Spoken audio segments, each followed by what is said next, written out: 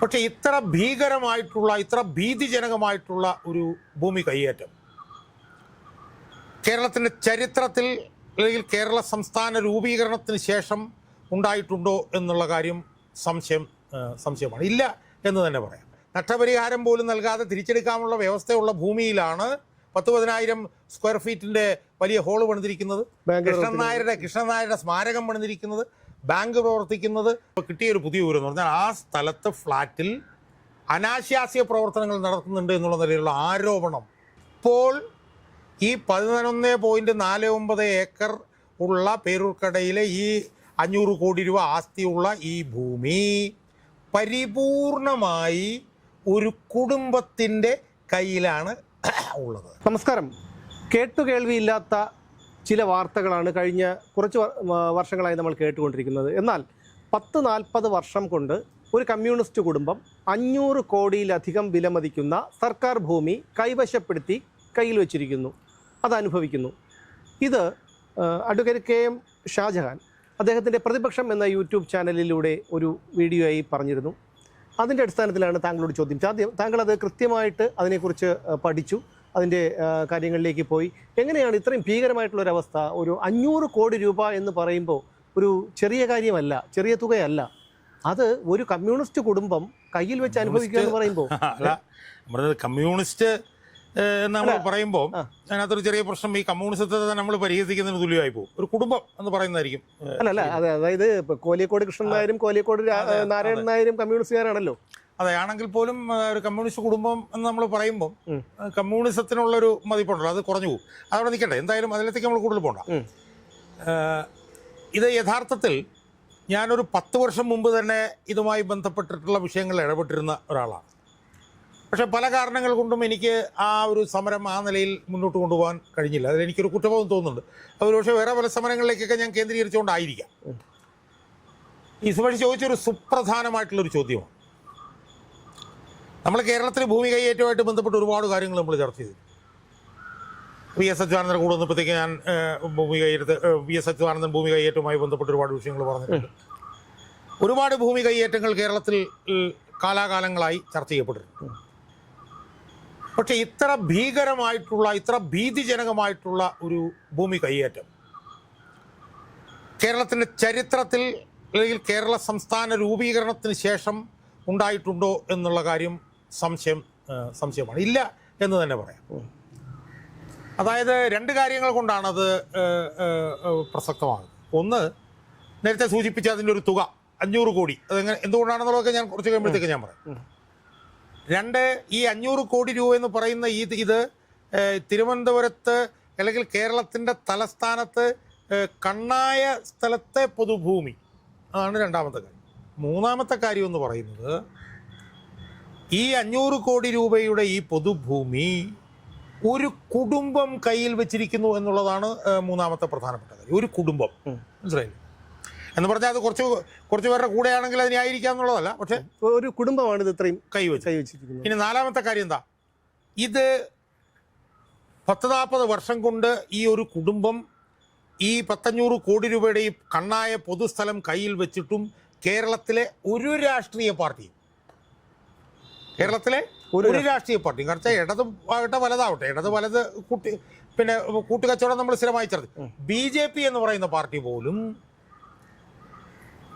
ഇത് കണ്ടില്ലെന്ന് നടിക്കുകയാണ്. അതെ, മനസ്സിലായില്ലേ? അപ്പം ഇതൊക്കെ കൊണ്ടാണ് ഇത് ഇത്ര പ്രസക്തമാകുന്നത്. അപ്പം ഇതെങ്ങനെ നടന്നു എന്നുള്ളതാണ് നമ്മൾ ഇനിയിപ്പം ആലോചിക്കുന്നത്. അതായത് 968 കോലിയക്കോട് നാരായണൻ നായർ എന്ന് പറഞ്ഞ ഒരാൾ, അയാളിപ്പോൾ ജീവിച്ചിരിപ്പില്ല, അയാൾ സമാധാനം നാരായണൻ നായർ, കോലിയക്കോട് കൃഷ്ണൻ നായരുടെ സഹോദരൻ. അയാൾ 968 തനിക്ക് ഒരു നിയമവിദ്യാലയം നടപ്പിലാക്കുന്നതിന് വേണ്ടി തനിക്ക് ഭൂമി തരണം എന്ന് സർക്കാരിനോട് ആവശ്യപ്പെട്ടു. അപ്പോൾ അയാൾ എന്തോ CPI കാരനാണ്, എന്തോ CPI ബന്ധമൊക്കെ ഉണ്ടായിരുന്നു. അങ്ങനെ 962 അന്നത്തെ കൃഷി വകുപ്പ് അയാൾക്ക് 14.49 ഏക്കർ സ്ഥലം പേരൂർക്കടയിൽ 3 വർഷത്തേക്ക് പാട്ടത്തിന് നൽകുന്നു. അപ്പം ഒരു നിയമവിദ്യാലയം നടപ്പിലാക്കാൻ വേണ്ടിയിട്ടാണല്ലോ കൊടുക്കുന്നത്. അപ്പോൾ അതുമായി ബന്ധപ്പെട്ട് കേന്ദ്ര ഗവൺമെൻറ്റിൽ നിന്ന് UGCയിൽ നിന്നൊക്കെ പണം ഒക്കെ കിട്ടണമെന്നുണ്ടെങ്കിൽ അതിനാവശ്യമായിട്ടുള്ള നിബന്ധനയുണ്ട്. 5 ഏക്കർ സ്ഥലം വേണം എന്നൊക്കെ പറഞ്ഞിട്ട് നിബന്ധന. അങ്ങനെയാണ് അയാൾ ഈ 3 വർഷത്തേക്ക് ഇത് പാട്ടത്തിന് ചോദിക്കുന്നത്. പാട്ടത്തിന് ചോദിക്കുമ്പോൾ തന്നെ അയാൾക്ക് കൊടുക്കുന്നത് 11.49 ഏക്കർ സ്ഥലമാണ് അയാൾക്ക് കൊടുക്കുന്നത്. അത് യഥാർത്ഥത്തിൽ 68-ലാണ്. അത് 3 വർഷത്തേക്ക് പാട്ടത്തിന്. ഇനി 3 വർഷത്തേക്ക് പാട്ടത്തിനെന്ന് പറയുമ്പോൾ തന്നെ 5 ഏക്കറിൻ്റെ കാര്യമുള്ളൂ. ഞാൻ നേരത്തെ സൂചിപ്പിച്ചു. അത് പിന്നീട് ഒരു ഘട്ടം ആയപ്പോഴത്തേക്കും അത് 30 വർഷത്തേക്ക് പുതുക്കി നൽകി, പതിച്ചു നൽകുന്ന ഒരു സാഹചര്യമുണ്ട്. അതായത് പാട്ടക്കരാർ പതിച്ചു നൽകി 30 വർഷത്തേക്ക് അല്ലേ. അതിനുശേഷം 984-ൽ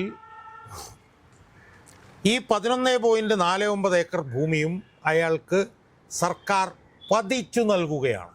അതായത് ഉടമസ്ഥാവകാശം അയാൾക്കാക്കി അതിൽ നിന്ന് എന്തെങ്കിലും തുക വല്ലതും ഈടാക്കിയിട്ടുണ്ടോ? അതിലൊരു സെന്റ് 250 രൂപ വെച്ചിട്ടാണ് അന്നത്തെ സ്ഥലം. 250 രൂപ. അതായത് 84-ലാണല്ലോ. ഇന്നിപ്പോ എന്തോ 2500 രൂപ കണ്ടാണ് മേടിക്കുന്നതാണ് കേൾക്കുന്നത്. അന്നായാലും 250 രൂപയ്ക്കാണ്. അതിന്റെ ഉത്തരവാണ് ഇത് 968-ൽ. അതായത് പൂർണ്ണമായിട്ടുള്ള കൈവശാവകാശം അവർക്കാണോ അതോ? പൂർണ്ണമായിട്ടുള്ള കൈവശാവകാശം, പൂർണ്ണമായിട്ടുള്ള അത് പതിച്ചു നൽകുക. അതിന്റെ ഉത്തരവാണിത്. 5/7/2000 സർക്കാരായിരുന്നു.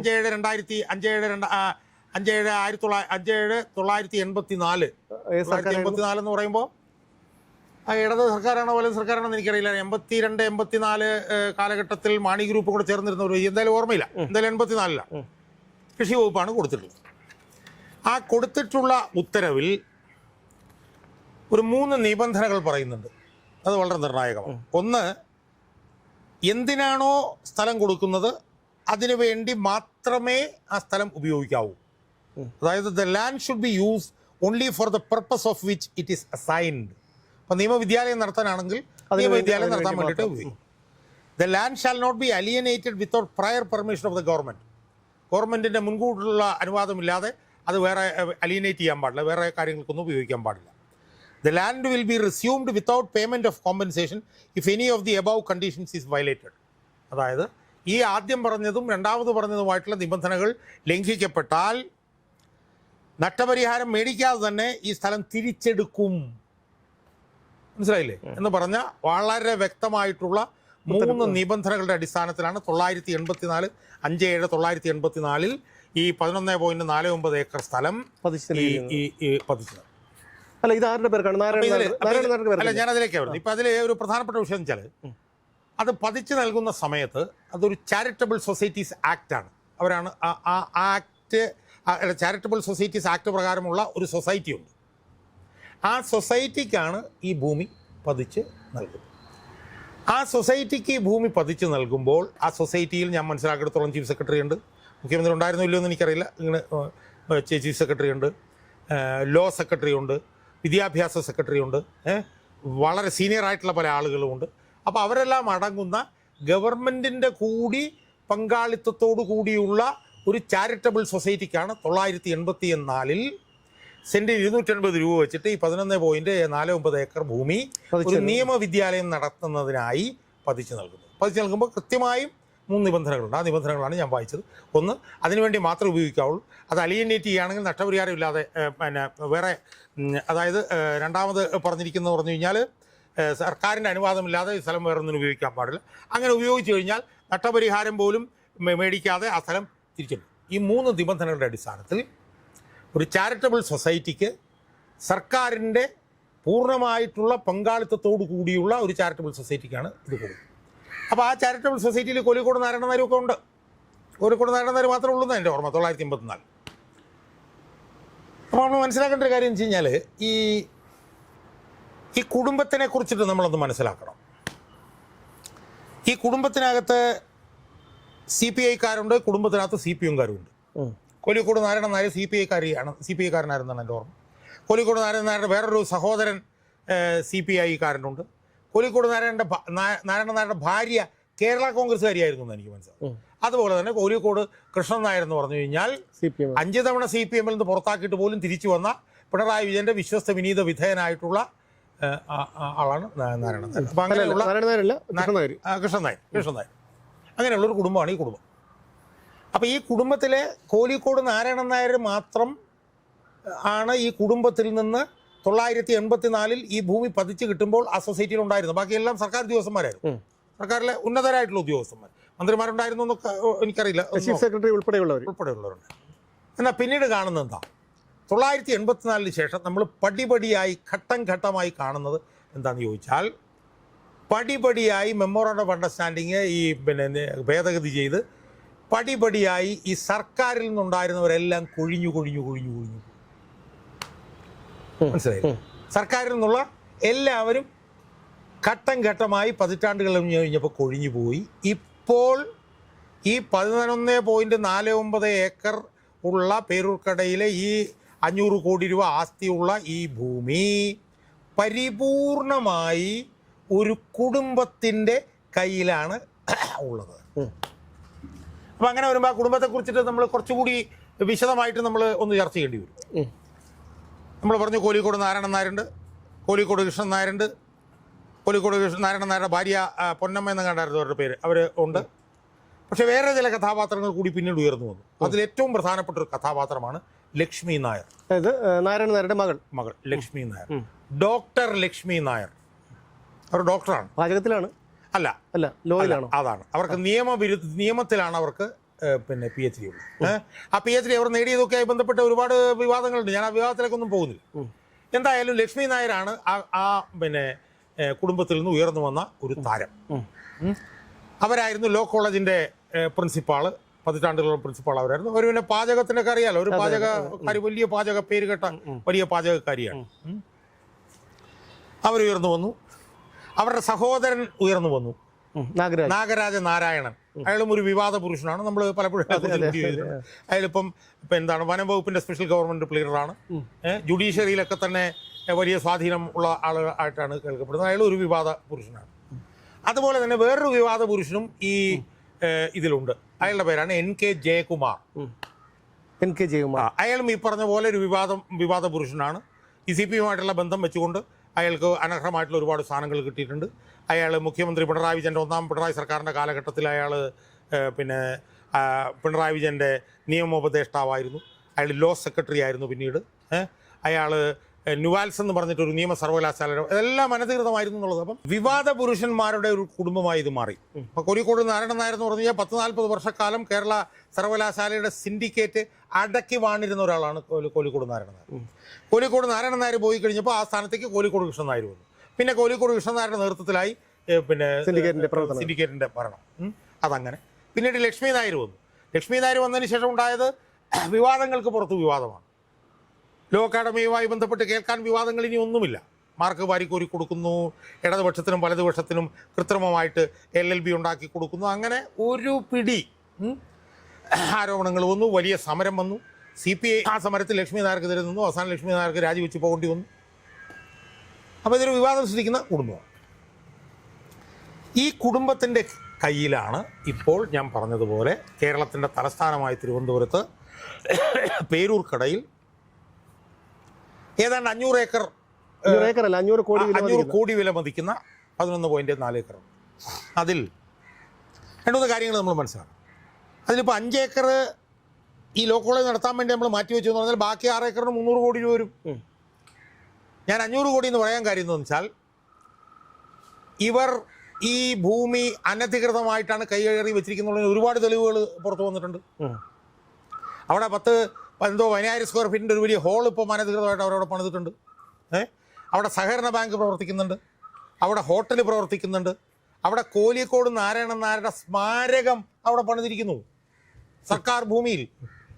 എന്ന് പറഞ്ഞാൽ സർക്കാർ ഭൂമിയിൽ വിദ്യാഭ്യാസ ആവശ്യങ്ങൾക്ക് വേണ്ടി അല്ലാതെ ഇത് ഉപയോഗിച്ചാൽ നഷ്ടപരിഹാരം പോലും നൽകാതെ തിരിച്ചെടുക്കാനുള്ള വ്യവസ്ഥയുള്ള ഭൂമിയിലാണ് 10,000 സ്ക്വയർ ഫീറ്റിൻ്റെ വലിയ ഹോള് പണിതിരിക്കുന്നത്, കൃഷ്ണൻ നായരുടെ സ്മാരകം പണിതിരിക്കുന്നത്, ബാങ്ക് പ്രവർത്തിക്കുന്നത്, ഹോട്ടൽ പ്രവർത്തിക്കുന്നതൊക്കെ അവിടെ പ്രവർത്തിച്ചുകൊണ്ടിരിക്കുകയാണ്. ആരും ചോദിക്കാനും പറയാനുമില്ല. അപ്പോൾ ഇത് സംബന്ധിച്ച് 2/3/2017 നിയമസഭയിൽ ചോദ്യങ്ങൾ വന്നു. 2/3/2017 പിണറായി സർക്കാരിന്റെ കാലത്ത് എം വിൻസനും പിന്നെ മമ്മൂട്ടി എന്ന് പറഞ്ഞ മുസ്ലിം ലീഗ് അംഗവും. ആദ്യത്തെ ചോദ്യം എന്ന് പറഞ്ഞാൽ കേരള ലോ അക്കാഡമി ലോ കോളേജിന് എത്ര ഏക്കർ ഭൂമിയാണ് 967 പാട്ടത്തിന് നൽകിയത്? പാട്ട വ്യവസ്ഥകൾ എന്തൊക്കെയായിരുന്നു? പാട്ട തുകയായി നിശ്ചയിച്ച തുക എത്രയായി? 11.49 ഏക്കർ ഭൂമിയാണ് 968 ലോ അക്കാഡമിക്ക് പാട്ടമായി നൽകിയത്. പാട്ട വ്യവസ്ഥകളും പാട്ടത്തുകയും സംബന്ധിച്ച് ഉത്തരവിലെ വ്യവസ്ഥകൾ താഴെ പറയുന്നു. ആദ്യഘട്ടമായി 6 വർഷത്തേക്ക് പാട്ടത്തിന് നൽകാവുന്നതാണ്. പക്ഷേ സർക്കാരിന് 1 മാസത്തെ നോട്ടീസ് നൽകി എപ്പോൾ വേണമെങ്കിലും പ്രസ്തുത ഭൂമി തിരിച്ചെടുക്കാം. 2, സർക്കാർ നിശ്ചയിക്കുന്ന പാട്ടം ലോ അക്കാദമി അടയ്ക്കേണ്ടതാണ്. എന്നാൽ പ്രസ്തുത തുക ഒരു കാരണവശാലും പ്രതിവർഷം 2500 രൂപയിൽ കൂടാൻ പാടുള്ളതല്ല. പ്രതിവർഷം ഓരോ വർഷവും 2500 രൂപയിൽ കൂടാൻ പാടില്ല എന്ന് പറഞ്ഞാൽ ഒരു വലിയ 50 ലക്ഷം വിലയുള്ള ഭൂമി ഇപ്പം 2500 രൂപയ്ക്കാണ് ഈ ലക്ഷ്മി നായരും കുടുംബവും. പക്ഷെ വൻ തുക എങ്ങനെ ഇവർ കൊടുത്തു തീർക്കുന്നുള്ള മാസം തോറും പണം കിട്ടുന്നുള്ളത് അവർക്കത് കിട്ടാൻ വലിയ ബുദ്ധിമുട്ട്. പ്രസ്തുത സ്ഥലം അക്കാദമിക്ക് പതിച്ചു നൽകിയിട്ടുണ്ടോ എങ്കിൽ ഉത്തരവിന്റെ പകർപ്പ്. മേൽപ്പറഞ്ഞ ഭൂമിയിൽ 11.29 ഏക്കർ ഭൂമിയാണ് ലോ അക്കാദമിക്ക് പതിച്ചു. ഉത്തരവിന്റെ പകർപ്പ് അനുബന്ധമായി. ഇനി അടുത്ത ചോദ്യം പ്രധാനമാണ്. പ്രസ്തുത ഉത്തരവിൽ എന്തെങ്കിലും നിബന്ധനകൾ ഉൾക്കൊള്ളിച്ചിരുന്നോ? നിബന്ധനകൾ ലംഘിച്ചതായി റവന്യൂ സെക്രട്ടറിയുടെ അന്വേഷണത്തിൽ കണ്ടെത്തിയിട്ടുണ്ടോ? എങ്കിൽ ഇക്കാര്യത്തിൽ എന്ത് നടപടിയാണ് കൈക്കൊള്ളുക? ഇവിടെ ഒരു പ്രധാന കാര്യം എനിക്ക് പറയാനുള്ളത്, ഇതിന്റെ ലംഘനം ചൂണ്ടിക്കാണിച്ചത് ഞാനാണ്. 2013-14 മറ്റാണ്. അതിന്റെ അടിസ്ഥാനത്തിലാണെന്ന് റവന്യൂ വകുപ്പിന്റെ അന്വേഷണം നടന്നതെന്നുള്ളത് കൂടെ കാണണം. ഞാൻ ചെയ്തൊരു കാര്യമാണ്. മറുപടി: ഭൂമി പതിവ് ചട്ടങ്ങളിലെ വ്യവസ്ഥകൾക്ക് താഴെ പറയുന്ന പ്രത്യേക വ്യവസ്ഥകൾക്കും വിധേയമായിട്ടാണ് പതിച്ചു നൽകിയിരിക്കുന്നത്. 1, എന്തിനു വേണ്ടിയാണോ ഭൂമി പതിച്ചു നൽകുന്നത് അതിനുവേണ്ടി മാത്രമേ ഉപയോഗിക്കാവൂ. താങ്കൾ നേരത്തെ പറഞ്ഞ 3 നിബന്ധനകൾ. അതെ. സർക്കാരിന്റെ മുൻകൂർ അനുമതി കൂടാതെ ഭൂമി അന്യാധീനപ്പെടാൻ പാടില്ല. മേൽപ്പറഞ്ഞ വ്യവസ്ഥകൾ ലംഘിക്കുകയാണ് പൂജിച്ചത്. ഇതിൽ അവസാനം പറയും, ഇതിൽ 1ാമത്തെ നിബന്ധന ലംഘിച്ചതായി റവന്യൂ സെക്രട്ടറിയുടെ അന്വേഷണത്തിൽ കണ്ടുപിടിച്ചിട്ടുണ്ട്. പരാതി കൊടുത്ത ഞാനാണ്. അക്കാദമിക് കോംപ്ലക്സിൽ റെസ്റ്റോറൻറ്റും ബാങ്ക് ശാഖയും പ്രവർത്തിക്കുന്ന സ്ഥലം വാണിജ്യ ആവശ്യങ്ങൾക്ക് ഉപയോഗിച്ചു വരുന്ന സാഹചര്യത്തിൽ ഭൂമി പതിവ് വ്യവസ്ഥകൾ ലംഘിച്ചിട്ടുള്ളതിനാൽ ഈ കെട്ടിടത്തിലെ പ്രവർത്തനങ്ങൾ ഒഴിപ്പിക്കുന്നതിനും ഈ സ്ഥലം തിരിച്ചെടുക്കുന്നതിനും നടപടി സ്വീകരിച്ചു വരുന്നു.